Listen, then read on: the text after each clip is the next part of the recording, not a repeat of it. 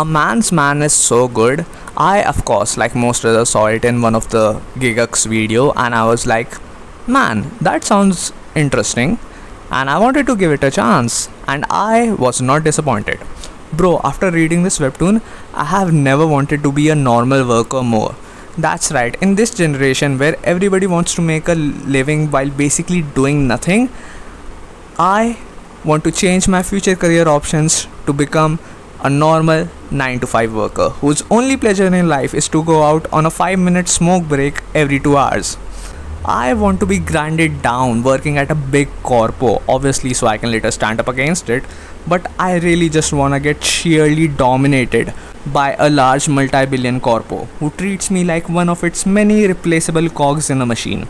Of course, the lack of regression trope in real life would make my life a living hell in that, but I have confidence that I can tank that shit. But enough about my fantasies, let's talk more about how this webtoon makes a company like Samsung look even more of a dreadful company than it already is. Alright, so we start off with the CEO of Samsung, our MC, who, although despite being the chief executing officer of Samsung, is firmly under the thumb of a chaebol. I don't know if I'm pronouncing that right, but those are real people that exist in South Korea.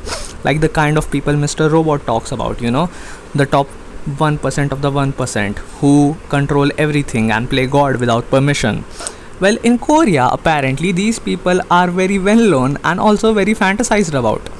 These people are the sons and daughters of the richest company in South Korea that control, well, the entire country basically.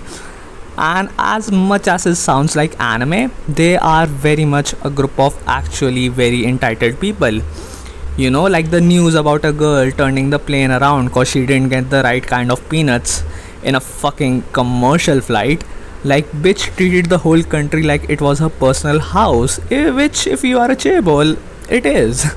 You know, it's just nepotism at its peak. So anyways, our MC's wife leaves him cause he's just too busy doing the chaebol guy's bindings to pay attention to basically anything else in life, even personal stuff. Like, he doesn't satisfy her in bed anymore.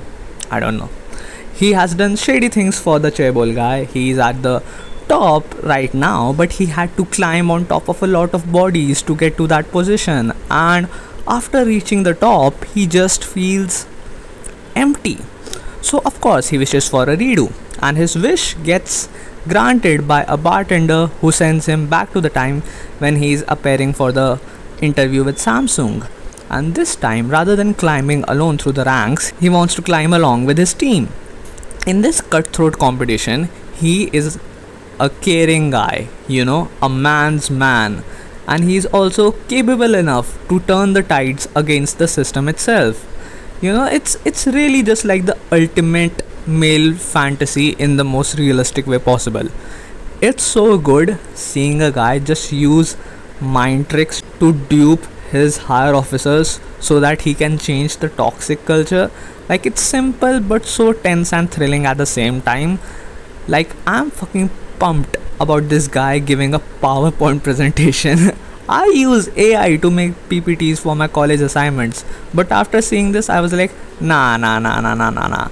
Gonna make a sick innovative PPT on my own that ChatGPT could never. A pipe dream, of course, but a dream nonetheless. To be a guy who is still charitable and helping to others in a toxic competitive environment, you know, it kinda resonates with me. Also, seeing just the calm way in which he deals with angry co-workers and his boss is really inspiring, you know. The last time I did some shit like that was when I just smiled and said thank you for your advice to my teacher after she had spent 20 minutes doing nothing but just shouting at me. That was when I was fresh off of Vinland Saga manga, and nothing made me angry for weeks. I feel like this webtoon does a similar thing but in a very different way. Anyways, looking forward to see what else the author has in store for this.